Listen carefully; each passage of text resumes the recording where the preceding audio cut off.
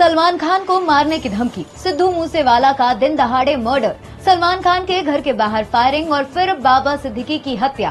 सबके तार Lawrence gang से जुड़े हैं। पिछले कुछ सालों में इस गैंग के अपराध और खौफ ने पूरे देश को हिला कर रख दिया है। गैंग का सरगना लॉरेंस बिश्नोई अभी भी गुजरात की साबरमती जेल में है, लेकिन जेल में रहते हुए भी लॉरेंस का नेटवर्क लोगों को धमकी देकर उगाही करता है।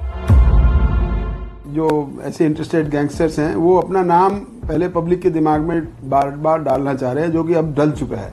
थ्रेट आ रही है, इनके नाम एक बार हो जाए फिर थ्रेट करते हैं, वहां से पैसा जितना चाहिए उनको मिलता है।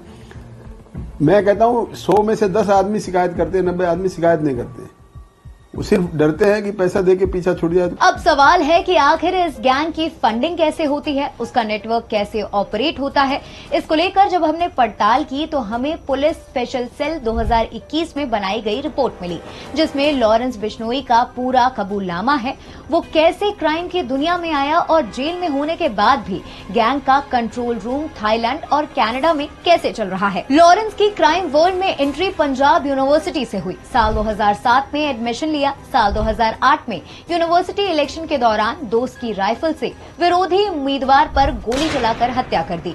फिर जेल क्या होती है और कैसे होती है वो उसे पता चल गया, लेकिन जमानत मिल गई। साल 2014 में गोल्डी बराड़ के साथ मिलकर एक शख्स पर गोली चलाई, जिसके बाद दोनों फरार हो गए थे। इस वक्त अपनी गैंग की ताकत बढ़ाने के लिए ये लोग कॉलेज के दोस्तों की मदद लेते थे और फिर राजस्थान के बड़े गैंगस्टर आनंद पाल से मेलजोल बढ़ा। इसी साल 2014 में फिर गिरफ्तारी हुई। इस टाइम जेल से भागने का प्लान और फिरौती का काम भी सीख लिया। कबूलनामे में सामने आया कि गैंग का खर्चा चलाने के लिए जेल के अंदर से ही उसने रंगदारी मांगनी शुरू कर दी। पैसे ना देने वालों पर गोली चलाने की धमकी देनी शुरू कर दी। हरियाणा, पंजाब, राजस्थान बॉर्डर और आसपास के कई इलाकों में शराब तस्करों पर हमला करना शुरू किया, जिसके बाद प्रोटेक्शन मनी भी मिलने लगी। साल 2016 में काला जठेड़ी से दोस्ती हुई।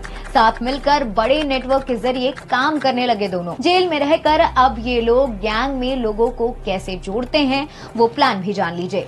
लॉरेंस का सबसे ज्यादा बड़ा नेटवर्क फेसबुक से बना है। इसी जगह से नए नए लड़के उससे जुड़ते जाते हैं। अब सवाल है कि गैंग मेंबर्स को विदेश क्यों भेजा गया। लॉरेंस ने अपने कबूलनामे में कहा कि मेरे गैंग के अंकित का पुलिस ने इनकाउंटर कर दिया था, जिस कारण गैंग में दहशत बन गई थी। मैं नहीं चाहता था कि कोई भी डरकर काम करे, इसलिए गैंग के खास काला राणा और राजकुमार को थाईलैंड भेज दिया। जिसे थाईलैंड भेजा वो वहीं से गैंग ऑपरेट करने लगा। इंडिया में मौजूद सभी लोग एक दूसरे के बजाय सिर्फ थाईलैंड में मौजूद राजकुमार से कनेक्टेड थे। तब से थाईलैंड कंट्रोल रूम बन गया। एनआईए की रिपोर्ट में गैंग की फंडिंग की पड़ताल की तो पता चला कि मनीष भंडारी हवाला के जरिए पैसे ट्रांसफर करता है। मनीष भंडारी दिल्ली का रहने वाला है, लेकिन फिर भी वो थाईलैंड शिफ्ट हो गया। लॉरेंस के नेटवर्क में मनीष भंडारी ही हवाला के जरिए इंडिया में रंगदारी से वसूले गए पैसों को विदेश पहुंचाता है। अब जब लॉरेंस जेल के अंदर है तब भी मोड ऑफ ऑपरेंडी ऐसी ही है।